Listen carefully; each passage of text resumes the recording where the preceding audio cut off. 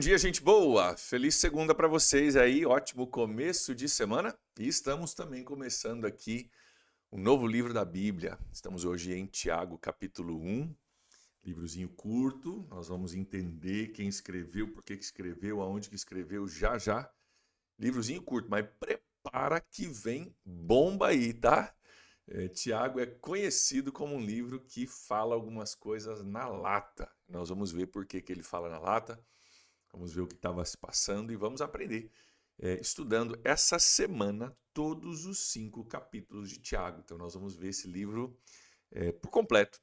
E eu quero desde já incentivar você a você ficar com a gente aqui segunda, terça, quarta, quinta, sexta, para a gente poder completar esse livro nessa que é a penúltima semana do nosso devocional, hein? Dezembro aí chegando, dia 2 hoje, e estamos chegando ao final do ano, logo logo o encerramento do nosso devocional também, mas ainda temos muita coisa boa, inclusive esse livro aqui é coisa muito, muito boa, que a gente precisa compreender, gera muita dúvida, gera muita pergunta na cabeça de pessoas, então vamos juntos abraçar isso aqui, entender o que Jesus tem para nós hoje, na palavra dele. Por falar o que Jesus tem para nós, maravilhoso dia ontem, eu espero que você tenha conseguido participar com a gente dos batismos, tivemos 85 pessoas sendo batizadas, graças a Deus por isso, no final até tinha mais gente que entrou, que se batizou de última hora lá, foi incrível, foi maravilhoso, Deus ajudou com o tempo também, que não atrapalhou em nada, tempo de louvor muito, muito gostoso na beira da praia, e espero que você tenha conseguido participar. Se você não participou, dá uma olhadinha nas redes sociais da PIB aí para você saber tudo que rolou, tá? Foi muito, muito gostoso. Um privilégio a gente viver esse momento como família da fé. Eu quero dar um bom dia para todos vocês antes da gente entrar no nosso texto oficialmente. Hoje, segunda-feira, minha folga, você sabe como funciona, então tá pré-gravado para você poder ter o seu devocional e eu poder, então, descansar um pouquinho com a minha família aqui em casa. Tiago, capítulo 1 é o nosso texto de hoje, é o nosso capítulo de hoje, inaugurando aí, começando um novo livro. E esse livro que nós vamos estudar, né, por completo, todos os 5 capítulos juntos, vai ser bom demais. Eu quero aproveitar esse primeiro capítulo que já entra em alguns ensinamentos, não tão profundos quanto do 2 ao 5, capítulos 2 a 5. Quero aproveitar para dar uma introdução ao livro para a gente compreender, porque um dos grandes erros de interpretação da Bíblia é a gente ler um texto avulso, sem saber quem escreveu, para quem escreveu, quando escreveu, quais eram as circunstâncias e o que estava tentando resolver, né? E a gente pega texto fora do contexto e a gente gera pretexto. Então, uma das formas de você acertar na sua interpretação bíblica é compreender esses detalhes que ajudam a trazer uma riqueza maior, um entendimento maior àquilo que nós estamos estudando. Então, eu quero falar contigo sobre Tiago, sobre esse livro, mas não somente o livro, sobre o cara que dá o nome ao livro. Ele é o autor do livro, Tiago. E o nome Tiago, se você conhece um pouco de Bíblia, você sabe que não é um nome raro na época de Jesus. Tinha alguns Tiagos ao redor de Jesus, né? Inclusive discípulos de Jesus. Mas esse Tiago que está escrevendo aqui, esse Tiago é irmão de Jesus. Irmão de Jesus. Também como Jesus, ele é filho de Maria, ok?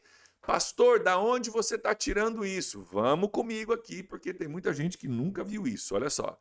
Marcos, estamos aqui em Tiago, né? Vamos voltar para Marcos. No capítulo 6 e no versículo... Opa, cadê Marcos? Marcos capítulo 6, versículo 3. Veja comigo aqui algumas coisas que vão ajudar você a compreender. Marcos 6, 3, aqui ó.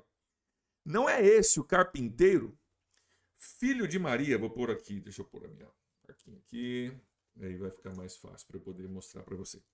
Não é esse o carpinteiro, filho de Maria, irmão de Tiago, José, Judas e Simão? Estão falando aqui de Jesus, tá? Aqui são os líderes religiosos na cidade natal de Jesus. Jesus está fazendo alguns milagres, eles não conseguem compreender, porque eles estão dizendo, pô, isso aqui é Jesus, cara, que cresceu na rua aqui. Olha o que eles dizem. Não é este o carpinteiro, Jesus, filho de Maria, irmão de Tiago, José, Judas e Simão? não estão aqui conosco as suas irmãs? Sim, Jesus tinha irmãs também. E ficavam escandalizados por causa dele. Então, esse autor que nós vamos estudar aqui, Tiago, ele é irmão de Jesus, irmão de sangue de Jesus, filho de Maria, ok? Maria e José, obviamente. Então, esse irmão de Jesus, que, aliás, deixa eu abrir um parênteses aqui, né? Para você que duvida que a Bíblia é verdadeira, você fala, isso é tudo uma história inventada, isso aí é tudo conversa para boi dormir, isso aí não existe, onde já se viu uma coisa dessa? Escuta uma coisa.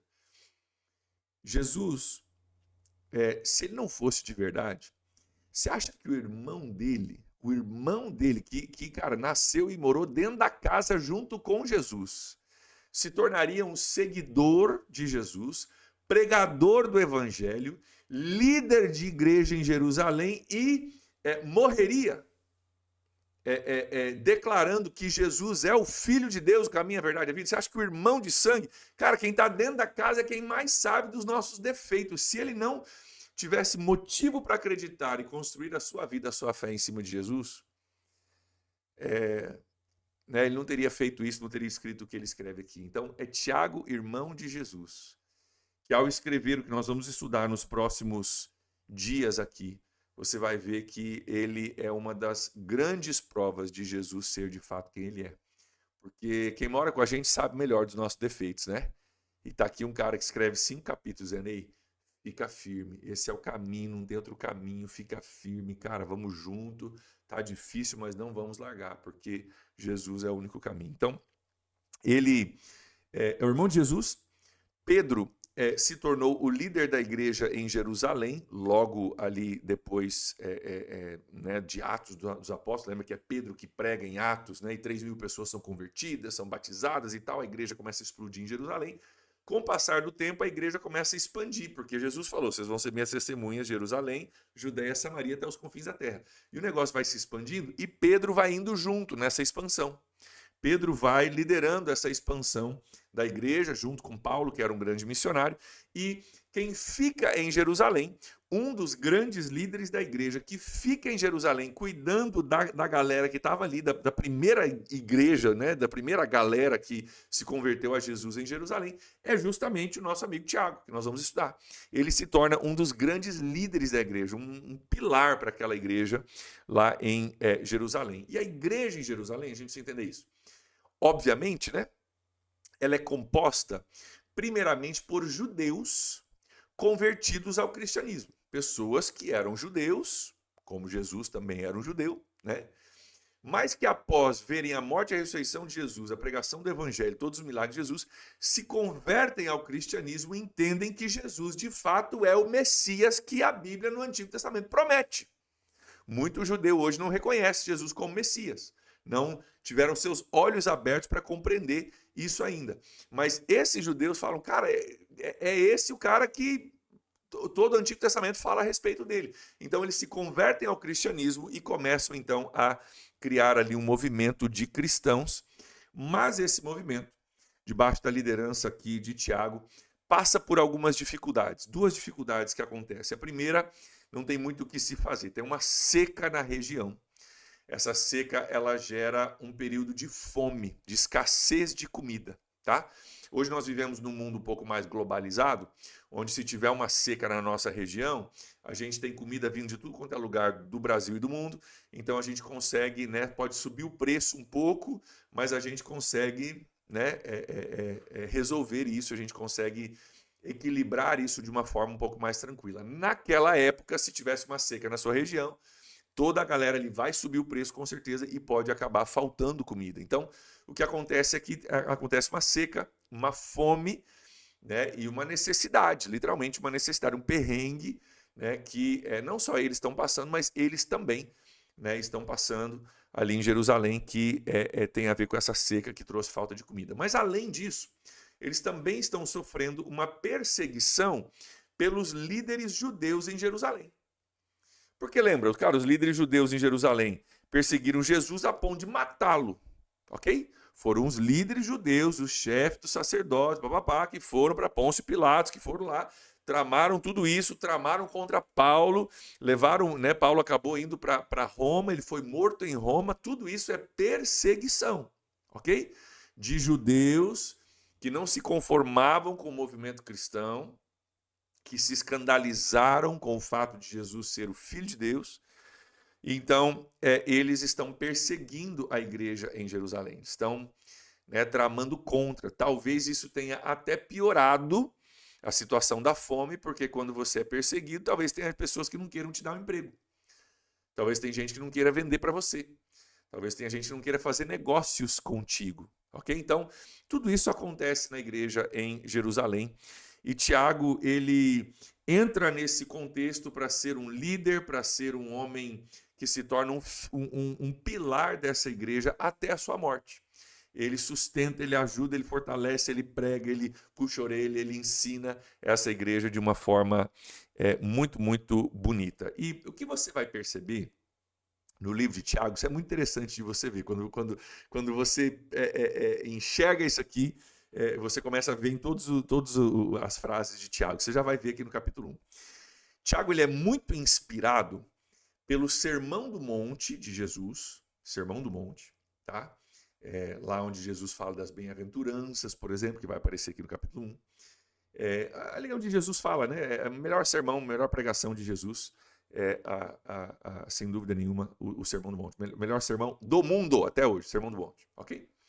Ele é muito inspirado pelo Sermão do Monte, onde Jesus fala sobre como nós devemos viver a nossa vida, ok? E ele é muito inspirado no Antigo Testamento por Provérbios. Provérbios, inclusive, vai ser o devocional do ano que vem. Nós vamos estudar um provérbio da Bíblia, né, por dia, ok? E Provérbios, eles têm uma capacidade de resumir um princípio numa frase curta e memorável, que, cara, numa frasezinha pequena você consegue meio que condensar, né, tudo que tem de bom numa frase curtinha, e ele é muito inspirado por Provérbios. Você vai ver que muitas vezes ele está escrevendo e parece Provérbios. Cara, é uma frase atrás da outra. Ele está metralhando princípios um atrás do outro. Você fala, meu Deus, é tanta coisa em pouco versículo, assim como no livro de Provérbios. Então ele é muito inspirado pelo livro de Provérbios e pelo Sermão do Monte, ok? E você vai ver que ele vai repetir muita coisa parecida, que faz analogia ao Sermão do Monte, e muita coisa parecida com Provérbios também. Isso já vai aparecer no capítulo 1 aqui, né, que a gente vai estudar daqui a pouquinho. Os capítulos de 2 a 5, que a gente vai ver a partir de amanhã, são os principais ensinamentos, tá, do livro. O capítulo 1 ainda é um pouco introdutório, mas você vai ver que, como uma introdução, já tem uma pancada de coisa aqui para a gente aprender, e ele já deixa muita coisa boa para a gente aqui. Então, vamos lá para o primeiro versículo de Tiago, capítulo 1. Versículo 1 diz, Tiago, servo de Deus e do Senhor Jesus Cristo. Presta atenção. O irmão está dizendo, cara, eu sou servo do Senhor Jesus Cristo, tá bom? Se você acha que Jesus inventou uma farsa, que os 12 discípulos inventaram a historinha e que 2000 anos depois nós estamos caindo na historinha, tá aqui o irmão do cara dizendo, cara, eu sou um servo desse cara. Vivi dentro da casa com ele, acompanhei a vida dele, mas eu entendi que ele é de fato quem ele diz ser. Servo do Senhor Jesus Cristo. As 12 tribos dispersas entre as nações. Saudações. 12 tribos, está falando aqui o povo de Israel, dispersa entre as nações. Por quê? Porque através da perseguição que aconteceu aos judeus convertidos ao cristianismo, muitos foram dispersos, aquilo que chama de diáspora, né? Foram dispersos entre as nações, porque no meio dessa perseguição, muitos foram para outros lugares. E ele está escrevendo aqui, não somente, aqui na verdade não é uma carta dele para a igreja de Jerusalém, ele está em Jerusalém, aqui ele está compilando alguns ensinamentos para o povo judeu que estava passando por perseguições, e ele está escrevendo isso para todo o povo judeu ao redor das nações. Olha o que ele diz, meus irmãos, versículo 2, considerem, presta atenção aqui, considerem motivo de grande alegria o fato de passarem por diversas provações. Pois vocês sabem que a prova da sua fé produz perseverança. E a perseverança deve ter ação completa, a fim de que vocês sejam maduros e íntegros, sem lhes faltar coisa alguma. Presta atenção no que ele diz. Meus irmãos, considerem motivo de grande alegria o fato de vocês passarem por diversas provações. Gente, não sei se você já pegou aqui, Mas vamos pausar para entender o que ele está dizendo. Cara, fique feliz, fique alegre por você passar por diversas provações. Considere motivo de grande alegria passar por provações. Te lembra de alguma coisa que Jesus falou? Comecinho do Sermão do Monte. Um trechozinho que a gente chama de bem-aventuranças. Bem-aventurados são os pobres de espírito. Bem-aventurados são os que choram, porque serão consolados. Bem-aventurados são os que têm fome e sede de justiça, porque... E você começa a olhar Jesus falar, você fala, cara, como que alguém que chora é bem-aventurado, é sortudo, é abençoado? Alguém que chora não faz sentido na nossa lógica rasa. É lógica rasa que pensa assim, que bem-aventurado é o que ri. Por quê? Porque nós estamos muitas vezes no raso, olhando para o imediato. Cara, eu quero dar risada, eu quero viver a minha vida, eu quero estar rodeado de amigos e celebrar, e a vida é uma festa. Só que o que a gente não percebe, mas a gente sabe que é verdade, é que a pessoa que passa por diversos tipos de provações, ela é bem-aventurada, ela deve considerar motivo de grande alegria, não por passar pelas provações, mas pelo que as provações produzem. Porque um dos grandes problemas da nossa sociedade hoje é a facilidade da vida que a gente tem vivido no mundo moderno. Tem gerado gente fraca. E a provação, apesar dela não ser confortável, não é uma coisa que a gente quer naturalmente, ela produz gente forte. É exatamente o que ele vai dizer. Olha o versículo 3. Então considere motivo de grande alegria passar por provações. Pois vocês sabem que a prova da sua fé, olha aqui, ó, produz. Tá aí, ó. Ele não está falando que é bom passar por perrengue. Ele está dizendo, cara, o perrengue produz um negócio bom.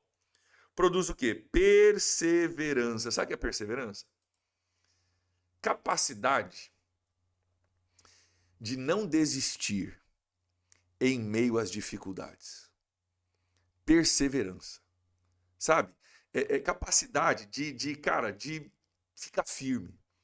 Perseverança é o cara que não desiste, é o cara que não abre mão dos seus valores por qualquer coisa, é o cara que tem convicções, é o cara que permanece, é o cara que não é abalado. Perseverança.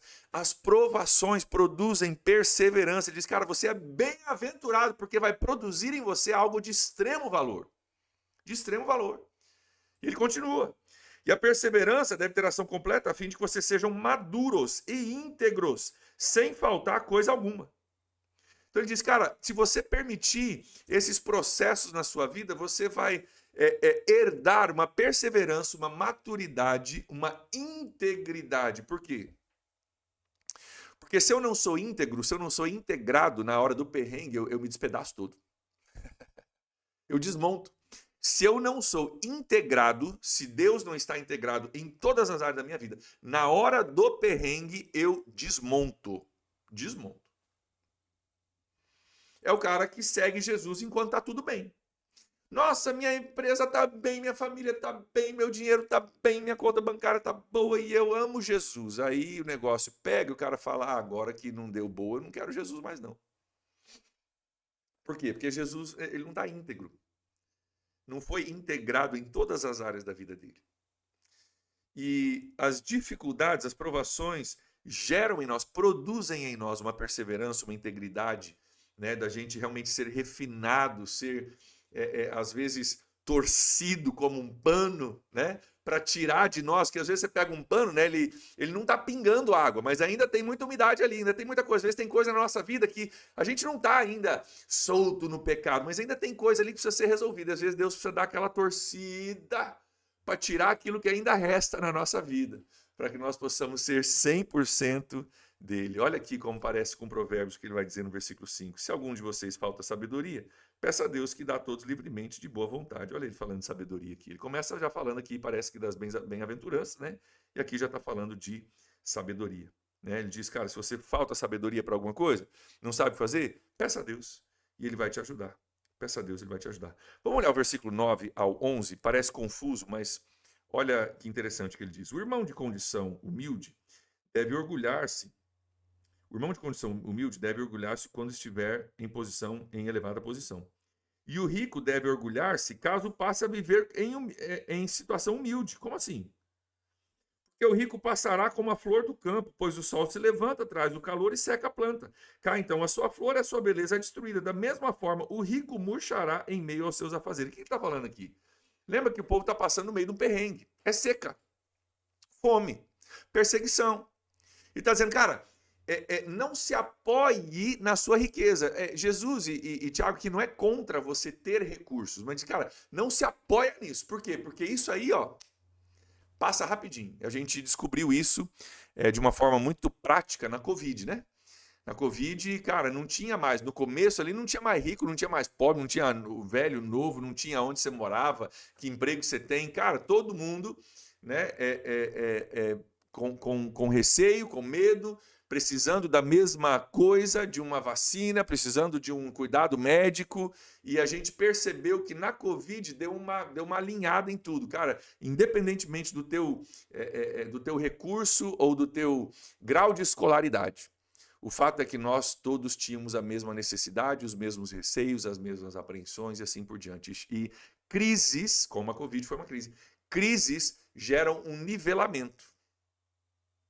E o que ele está dizendo é, cara, não se apoie na sua riqueza, não. Você tem que ter uma coisa mais funda, mais profunda do que isso. Muita gente que se apoia na sua riqueza, em algum momento, afunda. Por quê? Porque a riqueza ela pode ser perdida, circunstâncias podem acontecer. Nós estamos, por exemplo, hoje vivendo uma realidade no Brasil onde tem gente extremamente endividada por causa de jogos na internet, por causa de apostas, né? Gente extremamente endividada por causa disso. Eu espero que não seja o seu caso. Ele diz, cara, não confia nisso aí não, porque na verdade isso não é algo para você apoiar a sua vida. Você tem que apoiar a sua vida em algo mais profundo do que isso. Olha o que ele diz no versículo 12. Gente, isso aqui é tremendo. Olha isso aqui. Feliz. Então ele está falando aqui, ó. Cara, o sol se levanta, traz calor, seca a planta. Olha só, da mesma forma, o rico vai murchar no meio dos seus afazeres. Cara, pode dar ruim para o rico. Mas olha o contraste que ele faz aqui no versículo 12. Feliz é o homem que persevera na provação, porque depois de aprovado receberá a coroa da vida que Deus prometeu aos que o amam. Sabe o que ele está falando? Cara, não olha para o aqui e o agora. Não viva a sua vida para o aqui e para o agora. Ah, eu tenho dinheiro, estou muito bem, né? Aquela parábola, né, do rico insensato, né? Vou construir celeiros maiores para guardar os meus tesouros. E aí Jesus diz, louco, essa noite vão pedir a sua alma. Essa noite a morte vai bater na sua porta. E aí os teus celeiros? Que diferença fez? Olha o contraste que ele diz, cara, você quer ser feliz? Você quer viver uma vida baseada em algo mais profundo do que dinheiro, beleza, fama, recurso, sei lá o que você, né, o que te pega? Olha aqui, ó, feliz é o homem que persevera na aprovação. Porque depois de aprovado, então a aprovação não é fácil, mas ela vai gerar uma aprovação. Depois de aprovado, recebe a coroa da vida que Deus prometeu aos que o amam. Sabe o que ele está falando? Está falando de vida eterna aqui. Ele fala, cara, você tem dinheiro? Show de bola. Mas não se apega a isso. Não tem dinheiro? Não tem problema também. Sabe por quê? Porque o importante é você perseverar em Jesus, mesmo em meio à aprovação. Porque quando você perseverar, você vai ser aprovado. E quando você for aprovado, Deus te dá a coroa da vida que ninguém tira de você.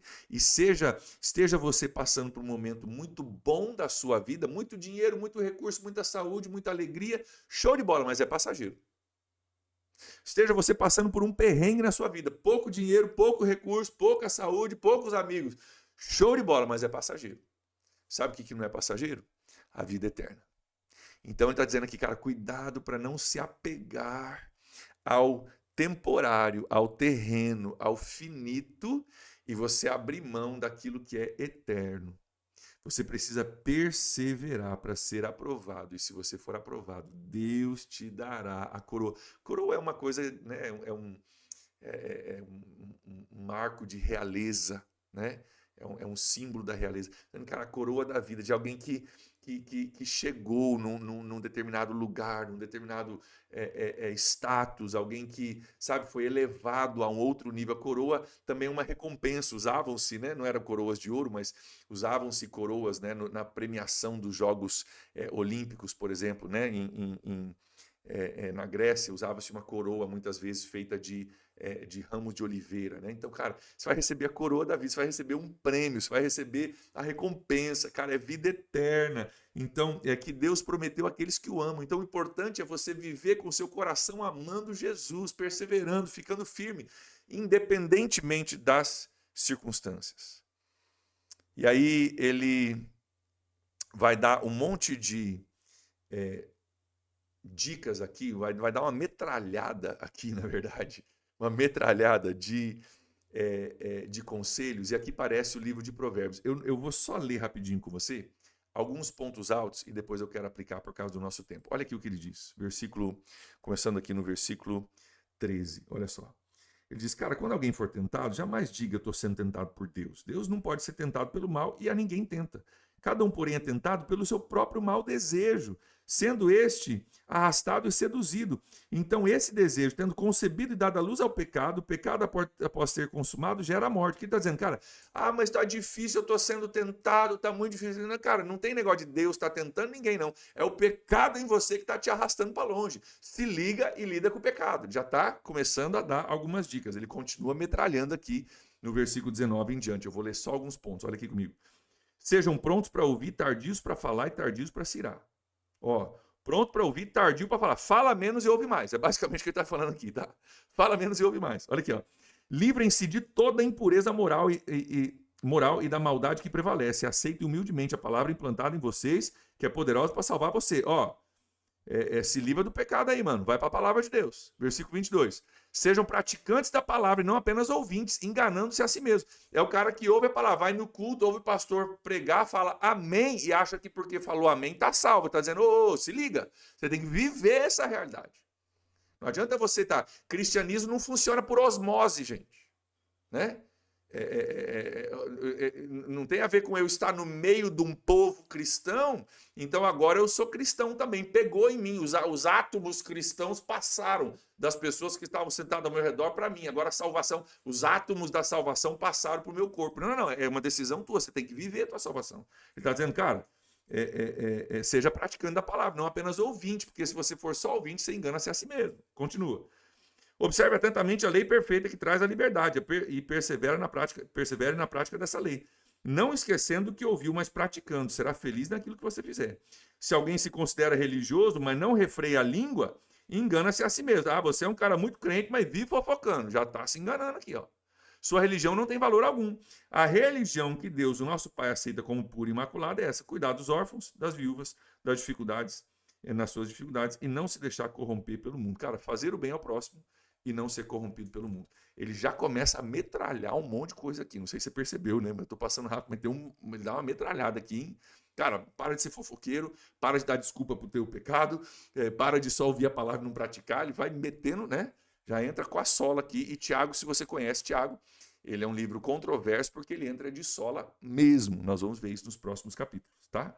Mas o que eu quero extrair aqui de princípio para você? Por que Tiago está falando desse jeito? Né? Ele metralha algumas coisas aqui que já parece provérbios, né? Curtinho e com muito sentido no que ele está dizendo.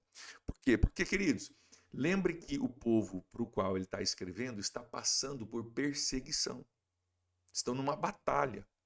E aqui volta aquela frase que eu gosto muito, que eu ouvi, né, de um cara de alto escalão do exército americano há muitos anos atrás. Ele falou assim, não existe ateu na trincheira. Não existe ateu na trincheira. Cara, você está na trincheira, no campo de batalha, tem bomba estourando ao teu redor, não tem ateu. O cara fala, eu não acredito em Deus. Cara, começa a explodir bomba ao redor do cara, o cara começa a orar tudo quanto é Deus que existe. E o que isso nos remete? Não tem ateu na trincheira. Cara, no momento do perrengue, a gente tem que se apegar em Deus. E é isso que ele está dizendo, cara, nós estamos passando por perrengue. Se apega, cara, não é momento de brincar, de ficar ouvindo a palavra e não praticando, ficar falando mal dos outros. Foco, foco, foco, foco. Está falando aqui de, cara, não tem tempo para mimimi, não tem tempo para conversinha, é tempo de foco. Cara, nós estamos correndo atrás da coroa da justiça, cuidado com isso. Você precisa permanecer. E apesar de ser um texto escrito para uma igreja num momento específico, numa situação específica, é muito útil para nós. Sabe por quê? E aqui eu quero aplicar e encerrar. A grande maioria de nós, provavelmente não vai se perder entrando num mega pecado da noite para o dia. Provavelmente não vamos. Se alguém apresentar para você hoje uma proposta de lavagem de dinheiro, provavelmente você vai dizer não. Você conhece a palavra, sabe que está errado. Sabe, se alguém falar, cara, nega Jesus e vamos para a festa, vamos enfiar o pé na jaca e ver o que vai dar, você não vai. Você já sabe, isso você já conhece, você sabe que não é esse o caminho. Então, muito provavelmente, nós não vamos cair por causa de um pecadão, de uma coisa da noite para o dia que vai surgir e nós vamos largar tudo para viver uma vida louca. Nós não vamos cair nesse nível de pecado. Mas sabe onde que a gente pode cair? Numa pequena e gradual perda de foco ao longo dos dias. A gente não abandona Jesus, mas a gente vai esfriando. A gente vai se preocupando em falar mais dos outros do que deixar Jesus falar com a gente. É o que Tiago está dizendo ali no capítulo 1. E, queridos, uma das coisas mais importantes para a minha vida e para a sua vida, para a nossa fé, é foco. A capacidade de você focar. Você quer ver uma coisa que vai te ajudar a vencer a fofoca, se você tem problema com isso? Cara, foca no propósito de Deus para a sua vida. Quando você está correndo atrás do seu propósito, você não tem tempo para ficar falando da vida dos outros. Quando você está buscando lidar com seus próprios pecados, com a sua própria limitação, com o velho André que está aqui dentro, que às vezes quer aparecer de novo, você não tem tempo para ficar preocupando com o pecado do outro. Cara, foco. Ele está dizendo que, gente, nós estamos na trincheira. Não é momento de ficar falando da vida dos outros, não é momento de ficar, sabe? Cara, nós estamos na trincheira, é momento de foco. Foco, foco, foco, foco. Cara, perseverança. Nós estamos olhando para o final da vida, para a coroa da fé que Deus vai dar, a coroa da salvação, da justiça que Deus vai dar àqueles que o amam. Cara, sabe, seja ouvinte da palavra, praticante da palavra, cara, fica focado naquilo que Deus está fazendo. E é uma ótima forma de a gente começar o nosso dia hoje. De a gente reconhecer que uma das chaves para nós vivermos a nossa fé de forma com sucesso é a gente não se permitir perder o foco ao longo da caminhada.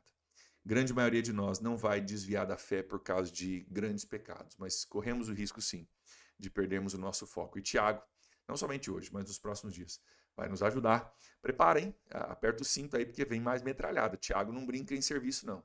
Ele vai nos levar para dentro da trincheira junto com ele, vai dizer, ei, vamos acordar, vamos se ligar, vamos focar naquilo que é importante, vamos deixar de lado aquilo que não é. E eu acho que vai ser um aprendizado, um tempo muito, muito útil para todos nós. Tá bom? Então aguardo você amanhã para a gente continuar. Vamos orar aqui para a gente poder encerrar o nosso devocional de hoje. Pai, muito obrigado, Deus, por esse livro maravilhoso e desafiador que vai também nos desafiar a não perdermos o nosso foco. Deus, que forma bacana também de a gente se aproximar aqui do final do nosso ano, nesse último mês do ano, falando sobre foco, sobre a gente não perder o foco. Ó Deus, eu oro para que o Senhor use esse devocional e os próximos de forma muito contundente nas nossas vidas, para falar conosco, para mexer com a gente, para nos transformar, para nos encorajar, para nos desafiar. E que essas palavras de Tiago, tão antigas, escritas há tanto tempo, possam ecoar em nosso coração, produzindo frutos que glorificam o teu nome. Nós oramos em nome de Jesus. Amém. Amém, gente. Abração para vocês. Um ótimo dia. Nos vemos amanhã. Tchau, tchau.